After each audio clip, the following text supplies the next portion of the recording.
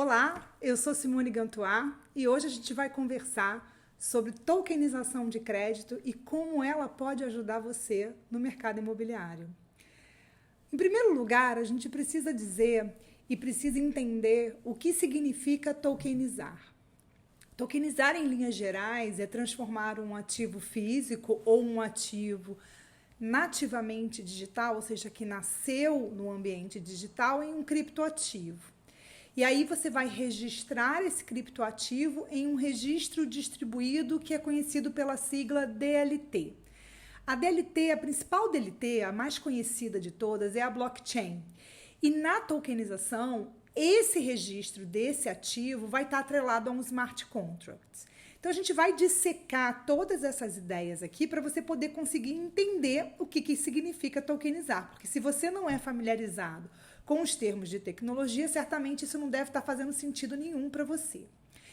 Criptoativo, segundo o Laboratório de Inovação Financeira, o LAB, é qualquer ativo digital que utilize criptografia para garantir segurança e controle de transações, especialmente ativos financeiros e valores mobiliários. As criptomoedas, como o Bitcoin, as altcoins como Ether, Solana e etc., são espécies do gênero mais amplo de criptoativos, assim, de uma gama mais ampla de criptoativos. Porque essa expressão ela vai incluir tanto essas criptomoedas ou tantos outros ativos digitais ou ativos virtuais.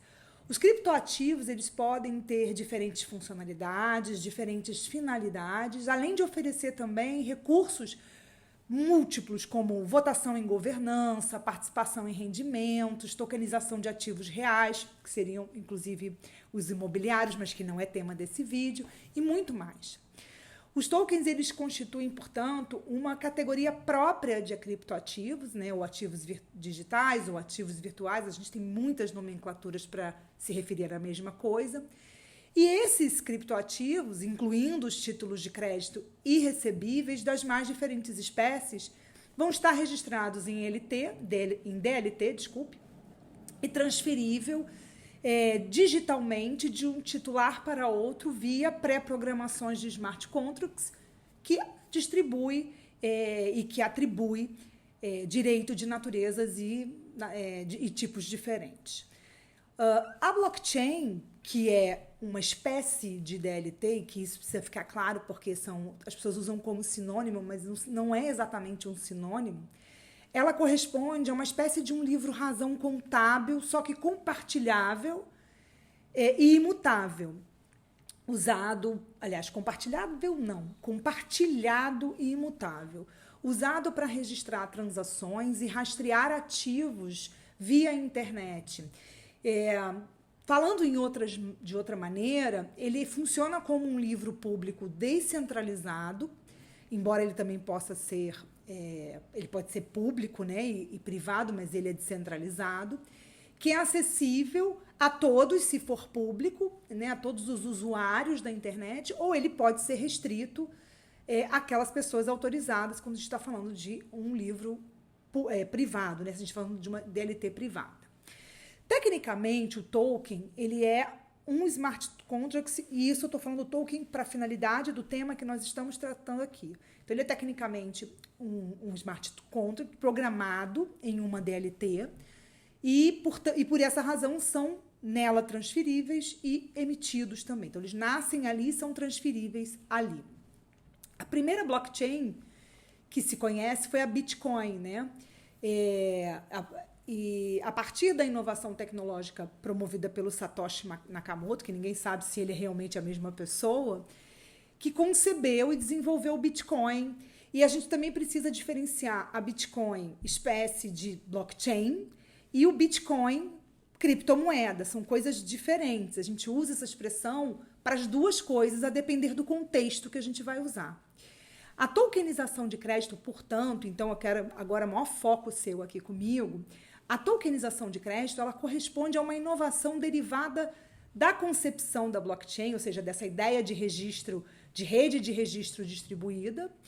E o Bitcoin corresponde a uma criptomoeda, que é um token fungível. E por que fungível? Porque pode ser substituído por outro de mesma qualidade, quantidade, e também, como acontece com as moedas fiduciárias, o real, o dólar, o euro, que eles também são fungíveis. A diferença entre as moedas fiduciárias e a criptomoeda é que elas não dependem da participação do Estado e as criptomoedas não são propriamente fiduciárias, porque não tem essa garantia estatal. Mas, em contrapartida, elas garantem aos seus titulares um anonimato da sua titularidade sem perder a autenticidade e a rastreabilidade de operações que tenham sido feitas com aquele detentor de bitcoins, né? Essas duas características, a autenticidade e a rastreabilidade das transações, despertaram em toda a comunidade envolvida nessa tecnologia interesse, né? Muita curiosidade, muito interesse, e eles se debruçaram nesse tema buscando soluções de mercado a partir dessa concepção. E em 2013, Vitalik Buterin, um programador, vai desenvolver o white paper da rede Ethereum, que é baseada na blockchain e na qual ele desenvolve a ideia de aplicações que são alternativas a partir de uma linguagem de script para a criação de aplicativos descentralizados. A principal inovação promovida foi a criação de uma nova funcionalidade que a gente chama de smart contracts, que não é propriamente um contrato inteligente. Os smart contracts, eles são programas ou scripts que são implementados e executados na blockchain. E tentando ser o mais simples possível aqui na minha linguagem, torná-lo mais acessível possível, os smart contracts, eles são escritos em linguagens de programação. São pré-programações escritos em sua linguagem. Com a concepção dos smart contracts, se permitiu a ampliação absurda das funcionalidades do token, gerando espécies dele, né? Deixando de ser unicamente os tokens fungíveis, como são chamados simplesmente de tokens, os tokens como criptomoedas o são, porque são substituíveis por outros de mesma qualidade e quantidade, os semifungíveis e os infungíveis, ou também chamados de não fungíveis, né? E que vão expandindo ainda mais as potencialidades e a escalabilidade do uso dessa tokenização. E a tokenização de crédito, ela nasce justamente dentro desse contexto de aplicação. Ela é produto da aplicação conjunta das ideias de blockchain ou DLT, de ativo digitalizado, o token, e o smart contract. A tokenização de crédito, ela vai fazer o quê? Ela vai transformar o crédito, mais precisamente um título de crédito, ou mesmo os recebíveis num sentido mais amplo, em um token, dando a ele um novo suporte, ou tornando ele um novo container de direitos. Tem um entendimento que é defendido legalmente pelo Principado de Liechtenstein, que reconhece o token como um container. E vai inserir dentro dessa estrutura descentralizada, né, da blockchain, esses tokens que podem ser negociados livremente. Existe um professor, o professor Isaac Costa, que ele também vai usar, em vez de ele falar em novo suporte ou em container, ele vai usar a linguagem figurativa de envelope. Você pode botar ali, dentro daquele envelope, aquilo que você achar que pode e seja possível, e o crédito é um deles. Mas, para você entender ainda, e a gente chegar onde eu quero chegar nesse vídeo com você, você precisa entender o que é recebível, né? O que é recebível? Eu falei título de crédito ou recebível no sentido mais amplo. Mas o que é recebível? Os recebíveis, eles correspondem ao direito de receber um pagamento decorrente de um crédito, de um direito de crédito, mas a gente precisa entender que nem todo crédito está necessariamente vinculado a um título de crédito no seu conceito jurídico. E por essa razão, ao falar em recebíveis, a gente está falando de crédito no sentido muito amplo, amplíssimo, que vai incluir também contratos, desde que eles ensejem o direito de receber uma quantia certa, mas sem incluir os títulos de crédito. Então, a gente vai ter recebíveis das mais variáveis categorias, duplicatas, cheques pré-datados, contratos de aluguel, cartão de crédito, empréstimo e por aí vai. E eles podem pela tokenização, ser convertidos em instrumentos financeiros e poderiam, mesmo antes de existir a tokenização, para que eles sejam negociados com investidores. O que vai acontecer hoje é que esses instrumentos financeiros que antes dependiam de uma regulamentação que tinha uma barreira de entrada muito grande, vocês já vão entender por quê, ela passa a diminuir esse sarrafo e permitir que outras pessoas consigam acessar esse mercado. E aonde tudo isso impacta na atividade imobiliária, por exemplo, que é o que nos interessa aqui nesse vídeo. Todos os agentes de mercado imobiliário, compradores, corretores, incorporadores, construtores, em algum momento podem precisar de dinheiro, seja para a própria aquisição de bens, seja para o desenvolvimento, crescimento, expansão das suas atividades. E é aí que entra a tokenização de crédito, que, na verdade, corresponde à tokenização de dívida. A gente só precisa olhar a perspectiva. Aquele que está emitindo os tokens está adquirindo uma dívida, mas aquele que está comprando os tokens está adquirindo um crédito a receber do tokenizadora, daquele que tokenizou, né, do emissor do token. Quando o sujeito... E olha só aqui a virada, né, de jogo, de mesa, no sentido mais positivo da coisa.